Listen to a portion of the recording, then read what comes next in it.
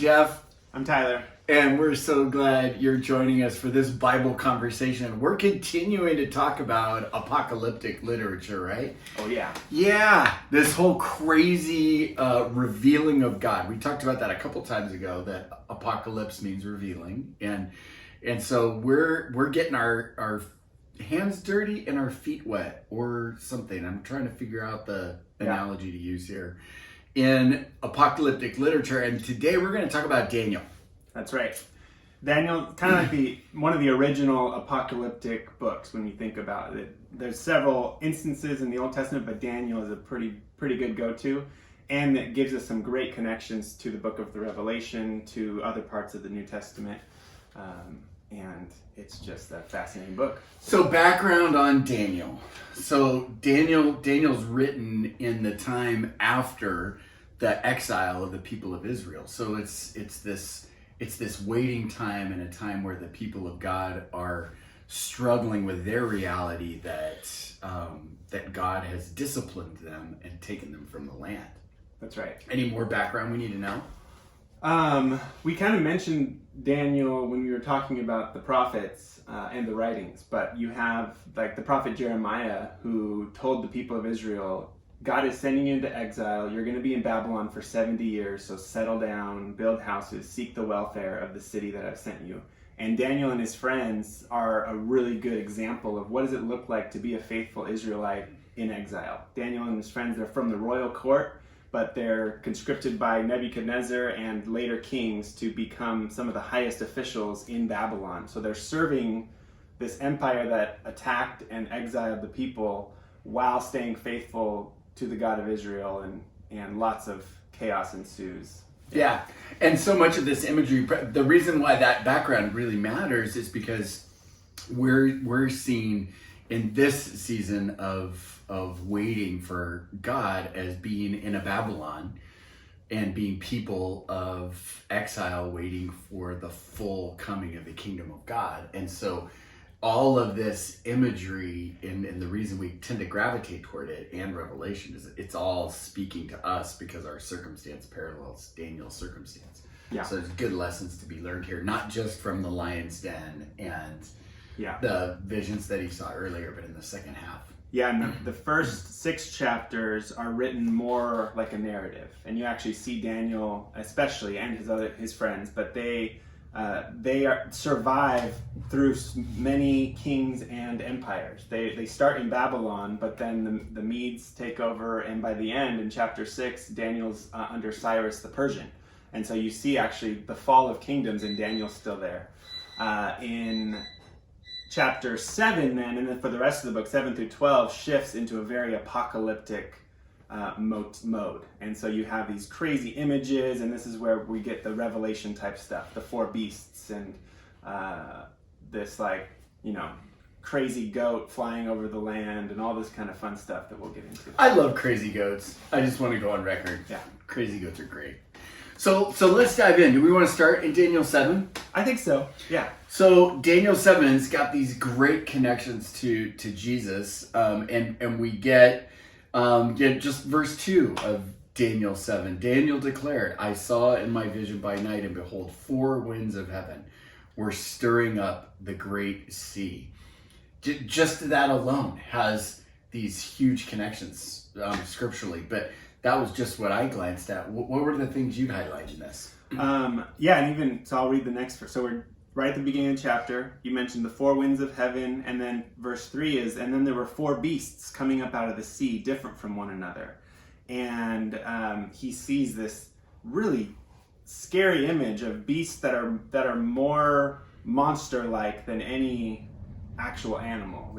There's lion who has eagle's wings, and the wings get plucked off, and then he's standing on his feet like a man, and then another beast like a bear, and a leopard with 4 wings of a bird. And then there's the 4th beast that's so terrifying and dreadful that Daniel can't even describe it. He just says, I don't even know, I can't put a label on it. It's just a beast, And already, both the winds and the sea and the beasts take us to Revelation. You can start, if you're tracking with the book of Revelation, you're seeing, John the Revelator was thinking of Daniel. because in chapter 7 of Revelation, he talks about the angels holding back the four winds. In, was it chapter 12 and 13, you have beasts coming out of the sea. And so he's tracking with this image here. Mm-hmm. And I also make the connection to part of the chaos of creation. One of the things that's important to note biblically is that seas and oceans, never a good thing.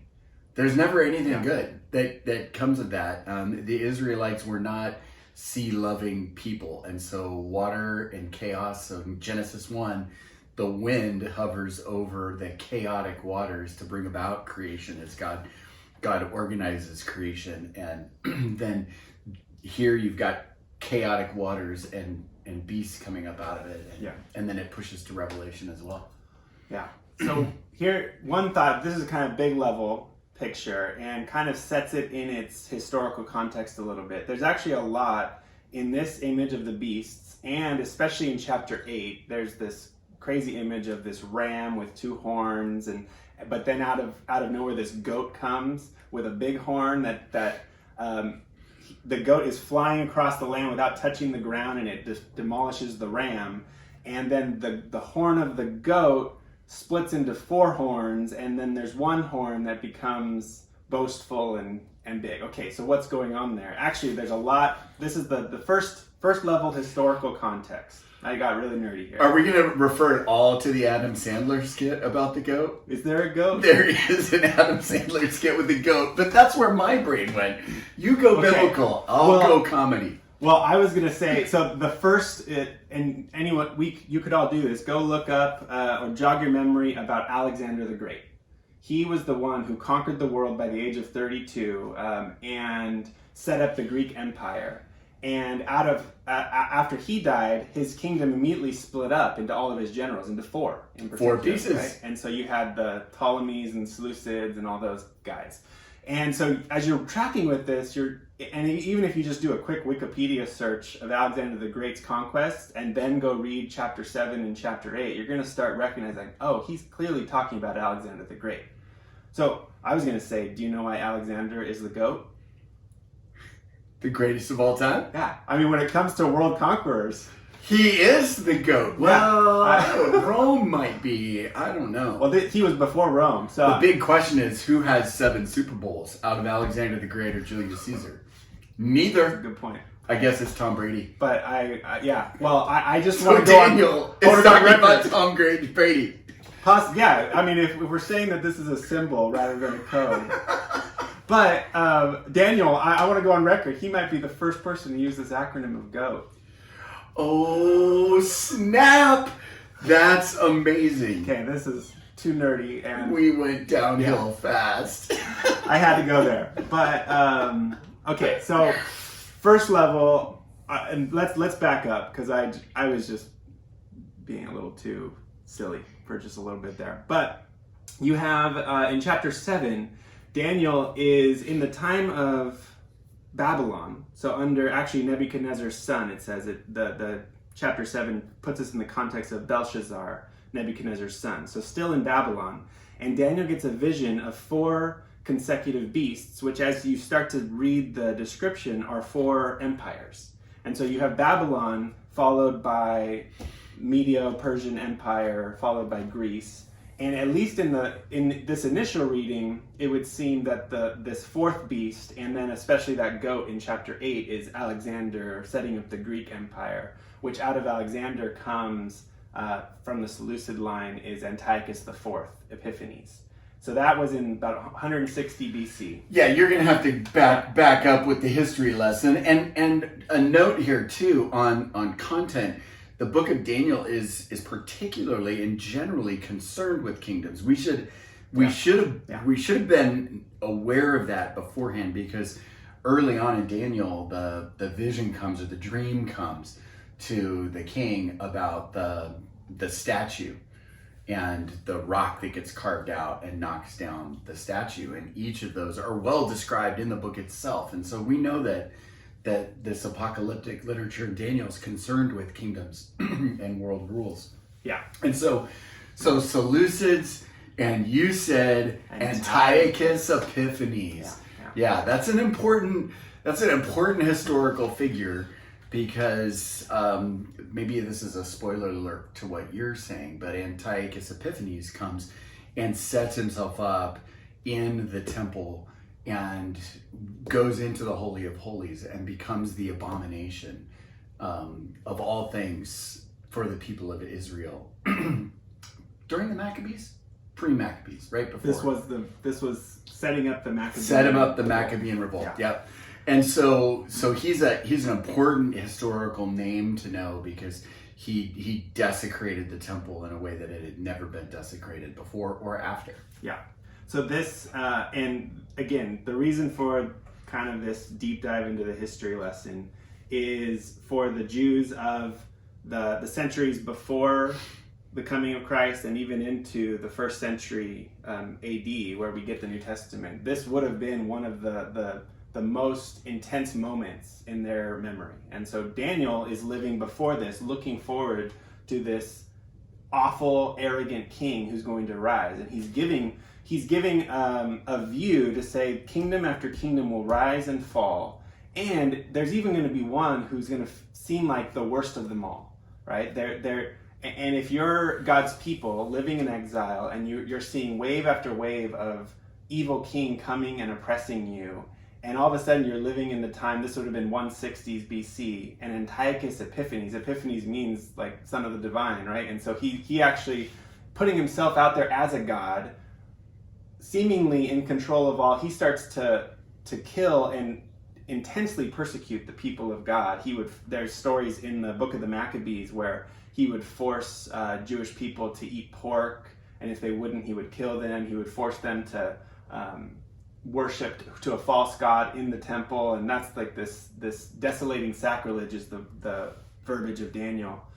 And so if you're living in that time, I think without Daniel, without any context, you would think God's abandoned me, right? I thought we were following God and he's abandoned us. Yeah. But if you have Daniel, and this became such a powerful book, especially as you were living through this time, you would go back and you would see, oh, actually God's already told us that kingdoms are going to rise and fall, and God is actually the one orchestrating all of it. And even this king, who for all intents and purposes is the worst that we can possibly imagine, even he has his end. God has already decreed his end. It's going to happen, and there's going to be, we'll point out a few verses, but Daniel is very adamant to say, even this intense persecution has a limited time span, and it's going to end. So the comfort of the book is the marked endings. So in case everybody's confused, let's run the timeline really slowly. So Daniel goes into exile in Babylon. The Babylonian king then, and the Babylonian kingdom then falls or concedes to the Medes, and the Medes take over. Then the Medes fall to the Persians and Cyrus the Persian. Little historical connect. That is when the Greek Empire is beginning to rise. Remember you might have seen the movie The 300. Yeah. It was Cyrus the Persian who was attacking Athens and trying to get to Greece. And so that's the historical connect. So that empire rises and falls. And then Daniel's describing the rise of Alexander the Great, the GOAT, the greatest of all time. Yeah. His kingdom splits into 4. And then the Seleucid Empire gives rise to Antiochus Epiphanes. Yeah. And so this is, now we're in chapter 8, it makes it a lot clearer, but you have this is the weird symbolic nature of apocalyptic. They're using animal figures like the ram and then the horn, which also becomes a stand-in for a king, right? And so the horn, the small horn out of the 4th horn had eyes and it was boasting, right? And this is all in chapter 8. And so as you're tracking, if you're living in that time, you're thinking, oh yeah, I know my history. I know Alexander came, conquered the world. Out of his kingdom came 4, and out of one of them came now we're living under Antiochus, right? And so there, you would be tracking this if you were a Jew living in 160 BC.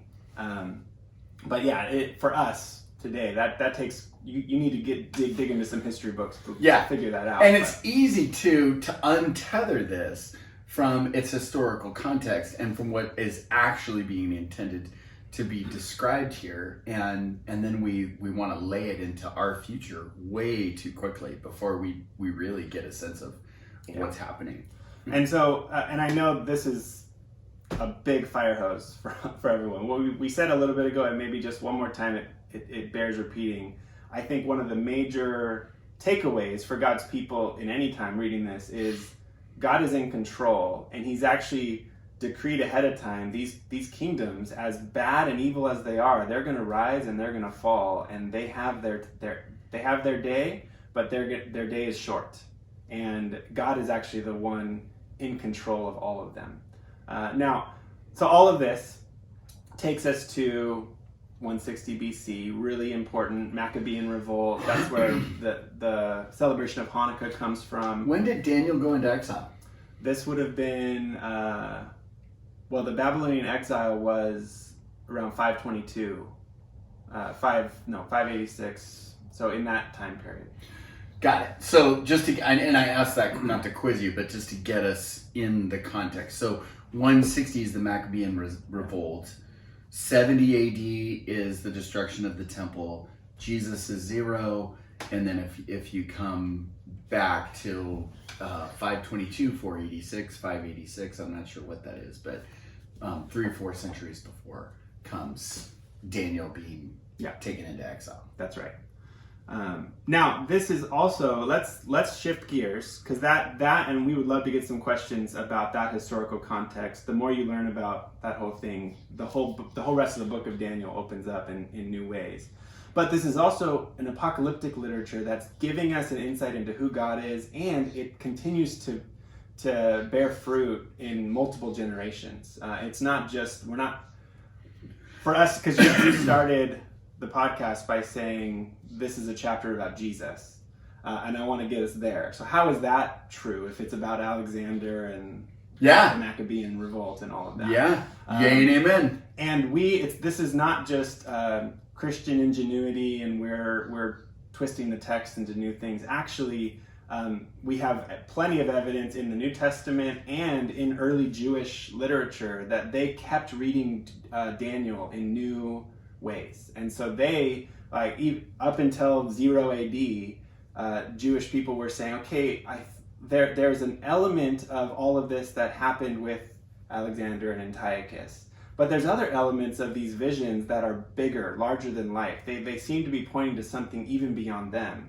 And so they were kind of refiguring it and reworking it and looking at this and saying, okay, well, it looks like maybe this fourth beast, we're still waiting for the fourth beast. It wasn't Greece, maybe it's Rome. And so you're starting to see Jewish thinkers and followers of God for hundreds of years coming back to these texts, and they find that they keep bearing fruit. And this is a little bit of what we were talking about the last couple of weeks, where reading apocalyptic literature as symbol rather than code. There's a sense that it was rooted in some historical context, and maybe the first time Daniel wrote this down, he's thinking of Alexander and Antiochus. But there's other elements where God is saying, I'm giving you insight into how I'm working in the world and how I'm orchestrating the rise and fall of all of these empires. Here are symbols for how this whole thing works. Yeah.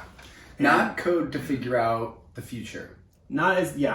Well, it can still point us there, but more, it points us to who God is and what is God doing in the world in some really fascinating ways.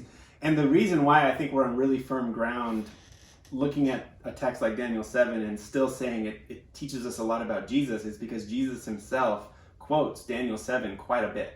And he about himself. He says, I'm the one that Daniel 7 was talking about. So maybe we can look at that section for a little bit. Yeah, tell me where I should read. So in the midst, so he has these 4 beasts coming, and that's crazy. And again, those beasts show up again in Revelation as the beasts coming out of the sea. There's a lot of 4B stuff going on in the Bible in general, because Ezekiel has a wheel with some beasts on it, and there's beasts happening all over the place. That's right.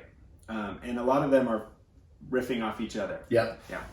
And so one last kind of rabbit hole that I think is excellent. But the beasts take us actually a step back, all the way back to Genesis chapter 1 first. Humankind, Adam and Eve, were created to rule over the beasts. So we were created as God's image bearers to take care of the planet and to rule over his creation, and the beasts were one of the ones on the list. Throughout the story, because of sin, because of greed, because of evil empires, it's almost like the image of the beast gets distorted. And now, when you come to places like Daniel, those beasts that the Adamic people were supposed to rule over are now ruling over them. And so there's this these beasts that were supposed to be tame animals have turned into monsters and are taking over the world, right? And so that Daniel is riffing off Genesis 1 in a really compelling way. In a lot of ways, yeah. And so there's that, anytime you see a beast overtaking a human in the Bible, you're seeing a distortion of how God had intended things to be. Mm-hmm. And here the beasts are stand-ins for evil empires and kings and all this stuff, but the image is really important. The fact that it's a beast is taking us all the way back to, we were created to rule peacefully over the beasts, and now the beasts are monsters ruling over us. There's something wrong. Yeah, and I appreciate you bringing that out, because it becomes easy for us to try to say, see, there's a bear there, and the symbol for Russia is a bear. I mean, this was a big deal when I grew up in the 80s, in the middle of the Cold War, or toward the end of the Cold War, and everybody said that Russia's the bear, and China's the leopard, and as they're identifying these things, and that's all well and good, but it was wrong, but it misses the point of the reality of the passivity of man and our sin, and how we're allowing other powers to rule, and not pursuing God's kingdom first. So that's a helpful corrective. So let's look. We're in Daniel 7. Let's do verse 13 and 14. This cuts through all that noise to say these beasts, and again, think of yourself as a follower of God in the midst of exile. All of this would be really overwhelming and scary, and you would think, maybe my God isn't powerful, my God isn't real, these beasts look way more powerful than my little faith, because our temple got destroyed and whatever. And then right into the middle of that, we see Daniel chapter 7, verse 13. I saw in this night vision, and behold, with the clouds of heaven there came one like a son of man, and he came to the Ancient of Days and was presented before him. And to him was given dominion and glory and a kingdom, that all peoples, nations, and languages should serve him. His dominion is an everlasting dominion, which shall not pass away, and his kingdom one that shall not be destroyed. And we should unpack that. Actually, just before that, Daniel started with a great vision of this figure called the Ancient of Days, which is clearly the Creator God. The Creator God took his seat. Clothing was white as snow, the hair of his head like pure wool. His throne was fiery flames, its wheels were burning fire. And it says, I backed up to verse 10. The court sat in judgment and the books were open. This is a picture of the king of creation sitting on the throne, and he is the one in charge. He's the one making rulings, not the four beasts. None of those have the power that this Ancient of Days has. And then after that, you have this Son of Man coming on the clouds of heaven, receiving a kingdom from this Ancient of Days. And this is all right in the middle of, it would look like the beasts are about to take over and there's no hope for God's people. And Daniel sees this vision. So, any questions? What thoughts come up as you kind of see that in the midst of the beasts and the swirling and all that? So many connections come out of that. The piece of it is that God is on his throne and Jesus has his kingdom, and I love how it lands right in the middle of all this craziness that's going on. Yeah. So we just did this crazy conversation about Babylonians to Medes to Persians to Greeks to Romans and all of those empires, and none of it is bigger than this central passage that says God is on his throne. Right. And in the midst of that, he then sees this picture of verse 13, one like a son of man. Now, that phrase is son of Adam, which is why I kind of took us down that rabbit trail of Adam was created to rule over the beasts. And now we have that phrase that in generic terms just means one of the human race, right? A human being, a son of Adam, a son of man. And so Daniel sees a human figure being elevated in a way that no human figure ever was, to come and be presented as an equal beside the Ancient of Days. The Ancient of Days is the one who is the king of the cosmos. He's the creator and the ruler and the judge. And this human being is being elevated, and it says, to him was given dominion and glory and a kingdom that all peoples and nations should serve him. And he has a kingdom that will never pass away. Like, what's going on here? How is a human being elevated to that level? And then there's a lot we could go into, but one, I'll cut us to Jesus, shall I? You shall. So let's do Matthew 24:15.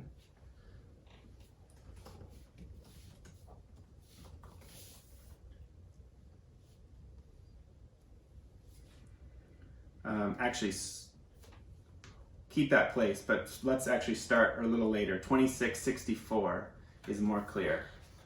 So this is Jesus speaking in Matthew 26:64 in his trial. And the high priest is saying, tell us, are you the Messiah, the Christ, the Son of God? And Jesus says, do you have it? You have said so, but I tell you, from now on you will see the Son of Man seated at the right hand of power and coming in the clouds of heaven. Yeah. And the high priest tears his robes. Knows exactly what Jesus just insinuated. Yeah. I like to point out, Jesus is not describing his mode of transportation. He is absolutely riffing off of the apocalyptic metaphor of Daniel 7. Yeah. By saying, Son of Man is his title for himself. And to be seated at the right hand of power coming on the clouds of heaven does not mean, hey, I have a new way of transporting myself. I have this cloud mobile and it goes really fast. Yeah. It's Jesus saying, I'm the one who is about to receive all dominion and power and authority. So coming on the clouds is not about transportation, locomotion. It's about power and authority. It's a symbol that he is becoming the king. Yep. And just to remind you, this is what Daniel 7:13 says. And behold, with the clouds of heaven, there came one like the Son of Man. Jesus is claiming that right there in the midst of his trial. Yeah. Yeah. So that just helps to see, how did Jesus read this passage, where, again, in its original, 4th or 5th century BC context, the first reference might have been something like the fall of kingdoms leading up to Antiochus, this really intense persecution. And it was this hope for God's people that says, God's still in control. Don't worry about Antiochus. God's got him covered. And you're going to be all right. Like, God's still on your side. Even if you die because of this, God's still on your side. There's a lot of hope there. But it still left some things unanswered, because they got through Antiochus and they had a little bit of peace, but then Rome came and now they're back under oppressive rule again. And so the people of God are continuing to ask, well, it seems like there needs to be a more fuller fulfillment of whatever we were hoping for. Right? And so now Jesus comes on the scene as a prophet in the first century, and he starts using words saying, what you were hoping for, the ultimate hope, it's me. I'm the one that's going to bring the prophecies of Daniel to its ultimate fulfillment. So can I ask you a question and dig in on this? So would you say, when Jesus says to the chief priests, you have said so, but I tell you, from now on you will see the Son of Man seated at the right hand of power and coming on the clouds of heaven, that Jesus is not talking about, you'll be sorry when you kill me because I'm coming back someday and I'm going to bring judgment when I come back? Ooh, I'm going to put a little pin in that and stay tuned for next week, because I want us, next week we're going to talk about the Revelation again and get to some of the specifics through that book. And one of them, at the end of the book, there's this picture of the Jesus figure coming, and a lot of people have interpreted it as this violent revolution where Jesus is going to come back and just massacre all of his enemies. And spoiler alert, I don't think that's at all how we should read that text. But yeah, so is he saying, you better watch out because I'm about to come and destroy you? I'm going to come again. Like, you're going to regret this decision that you've made. You're going to kill me this time. But when I come back next time, it's not going to be pretty. Yeah. That's how this gets around a lot of times. I guess it was a leading question because the first meaning of what Jesus says here is often missed. Yeah. The first meaning is, I am the one promised from Daniel in the book of Daniel who is receiving the fullness of the kingdom. And this event of the crucifixion is my coronation. Yes. This is the moment where I receive authority, power, and all that was promised in that section in the middle of Daniel 7. Right. That's the first meaning. The second meaning we can talk about, and I think next week we will. But it's important that we not miss it. For my whole Christian life until maybe a decade ago, that's how I read this. I read it as, they're going to be really sorry when Jesus comes again. And so just fascinating to take us back to Daniel, and maybe we could start to wrap up on this, but that idea that the way that Jesus shows his power, like the most powerful thing God ever did was die on the cross. That is his coronation. That's the moment he becomes king and ruler of the world. There's something, and that takes even more to unpack. But that idea of conquering through suffering is actually there in Daniel chapter 7. Where? Show me. So to go further, and I'm gonna go really fast, lightning speed through some of this, but that image of the Son of Man coming and receiving power and dominion and authority in verse 13 and 14. Then, verse 15, Daniel is very anxious and worried and alarmed, and he's like, okay, what's going on here? Can you explain this to me? And as you read through the explanation is that this fourth beast and the horns and the boasting, and it says, look at verse 21. As I looked, this horn made war with the saints and prevailed over them until the Ancient of Days came and judgment was given for the saints of the Most High, the time when the saints possessed the kingdom. And there's something mysterious going on here, and maybe I'm just barely touching on it, but there's something about the suffering of God's people and the suffering of the Son of Man who is taking on the suffering of God's people, that in the midst of being trampled upon, that's actually how the victory is coming. And Daniel doesn't fully give us the theology of the cross here, but you see this also in the second place that we're not going to go to, but chapter 9, you also see something about this unfolding of history comes when the Anointed One is cut off. And in the midst somehow of the Anointed One, the Messiah, being killed is the way that God is actually achieving a victory. Super, again, mysterious, but I think there's like some, I guess we call them Easter eggs here. Little seeds that aren't going to fully blossom until we see Jesus. But even here, in this apocalyptic text, there's this mysterious pointer that the way that God is going to prevail is somehow connected with suffering. And so anyway, that